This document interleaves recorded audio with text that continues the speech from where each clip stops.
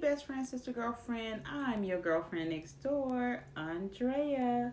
Listen, we are all trying to make it. But I had a question that came to mind today that I wanted to talk about. Because most of us who are married, hence one of my people sent me this, and it says, married AF. I've never worn it. I just keep it over here as a reminder. But most of us are spending a lot of time with our spouses right now. Some may be having a fabulous time, making sweet love, laughing, playing games, whatever suits you, okay?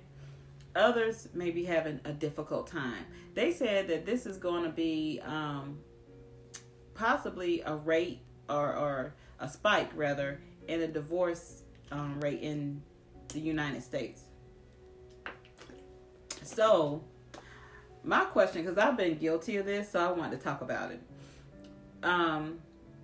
What if you consider your husband also your best friend?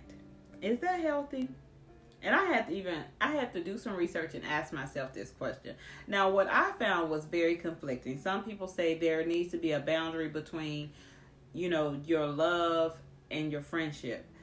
But I think depending on where you are in your relationship, how long you guys have been together, the status of your relationship, like how it evolves. For myself in particular, I can just say, because my husband travels a tremendous deal, and you're talking on the phone, well, you're going to say that I love you but so much, and then you're going to start, talking about subjects that you would speak to a friend about. So I comfortably say that he may not be my very best friend, but he is definitely one of my best friends, because it's very easy to communicate with him. I allow him to have I actually respect his opinion, maybe because he's smart, you know what I mean? Different when you're speaking to someone who's intelligent.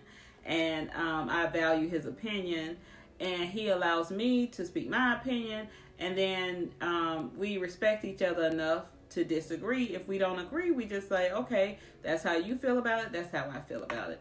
But it's been said that when it comes to friendship, you don't go home with your friends. You don't sleep with your friends. There are boundaries when it comes to friendship versus marriage. And I think, again, you have to set up what's best for you.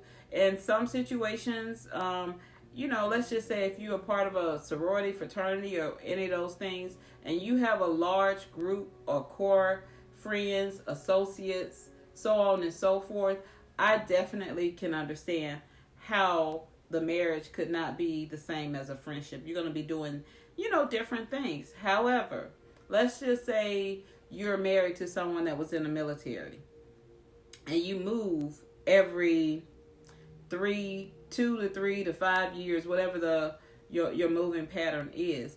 What happens when each time you move, you're moving somewhere that you don't know a person? What happens when you don't know a person, and then you're relying on your spouse for conversation, connections, because they may start their career or go off and start their job before you start yours, to have that outlet. So what happens, not that you don't try to go out and seek other friendships, it's just your connection has tied in so tight with this person because you guys have gone on a journey together. But let's just say that isn't the case. The other scenario is you guys have lived in the same city for most of your lives. You went to high school there. Everything has happened in your town. You probably have a large set of friends, elementary, high school, possibly even college if you went to school at a known school to your area. It's just so many factors that can go into this. So in my opinion, I don't think it's a bad idea, girl. If you want to call your husband your best friend, I see nothing wrong with it at all. Because now, okay, those are some of the positives, okay? I have to hit my ears a little bit, because here goes some of the negatives. When you are good friends with your husband, we tend to have a lot of pillow talk, don't we, ladies? We tend to have a lot of pillow talk. So when you're in the bed, right before bed, whatever your nightly routine, in the morning, cooking breakfast, whatever your routine is with your spouse, right? You tend to, let's just say you saw Felicia and you hadn't seen Felicia in years. And your memory of Felicia was your memory because that's your friend. And at that time, you didn't tell your spouse everything about Felicia because you knew what Felicia was and you didn't want him to know everything about Felicia. But time have gone on. So you in the kitchen, y'all might be whipping up some pancakes, eggs, bacon, whatever you like. You could be vegan, you can have an egg white, whatever. You in the kitchen, right? So you said, oh, I ran into Felicia. Felicia now, not to judge this fictional character, but Felicia now has been married 3 times, has 4 kids. Like, it may be some things the picture you painted of Felicia may not be how Felicia turned out. That's what I'm trying to say. So then you start to forget the picture you painted of Felicia. So now your relationship is in a different place. So you saying, oh, honey, I saw Felicia. Felicia been married. Remember how pretty Felicia was? Oh, Felicia has been married for she's been married 3 times. She told me her longest marriage was, 3 years. She has 4 kids now. So your husband is looking at you like, is this the Felicia that I remember? Your best friend Felicia who was on her way to go to an Ivy League school or whatever the situation was. You're like, yeah, that's her. She didn't go though. Actually, she did 2 years at community college and stopped, and she's a nurse's aide. Oh, I thought she wanted to be an anesthesiologist. Mm-hmm. I thought Felicia was one of the most promising people from your class. Mm-hmm. She was. But how did that Felicia become this Felicia? Well, baby, what I wasn't telling you was Felicia. She was my good Judy. She was my friend, but Felicia, I had to keep her at an arm's distance because Felicia was that girl.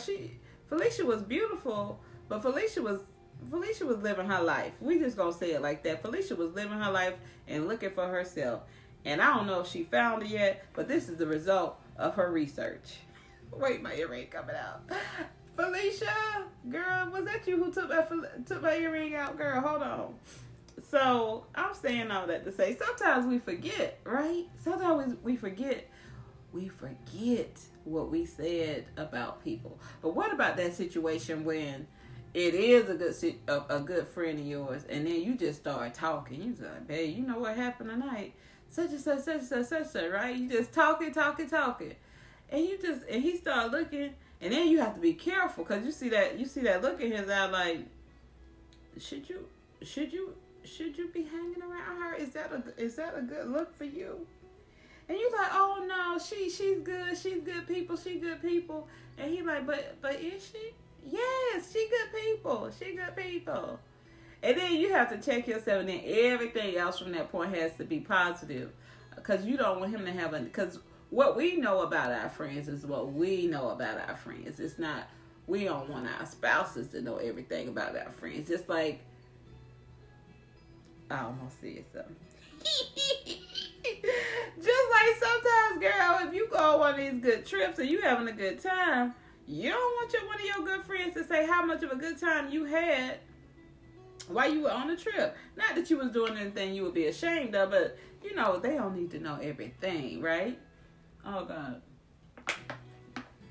So I'm saying all that to say, what do y'all think? Do you think it's a good idea for your spouse to be your best friend or one of your best friends, or or should you keep lover over here, lover, husband, teammate, the person you build life with? Should you keep that on this side?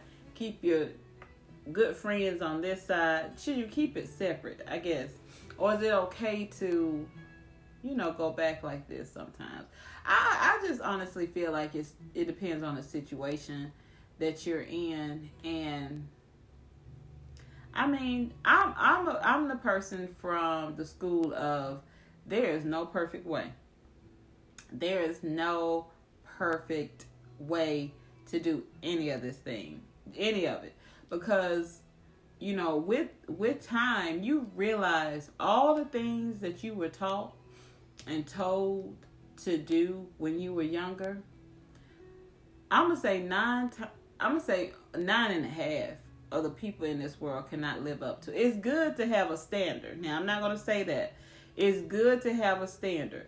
But once you get in the midst of a relationship and start putting that oil on those pistons and just keeping it, you have to redefine that relationship for yourself. How does it feed you? You know what I mean? How does that relationship suit you and nurture you? And how are you able to do that for the other person? Because what we were told in many of the cases, you can't. It's not written by the book. Just like parenting, every parenting scenario is going to be different. Every child is different. Everyone is going to think, but everyone's going to do the best that they can. At the end of the day, everyone's going to do the best that they can with what they were equipped with. What you were equipped with. Isn't that right? You know I love having these conversations with you guys. All right, I'm your girlfriend next door, Andrea. Think about that and get back to me and let me know what you think. Is it okay for your husband to be your best friend? I love you guys. See you later.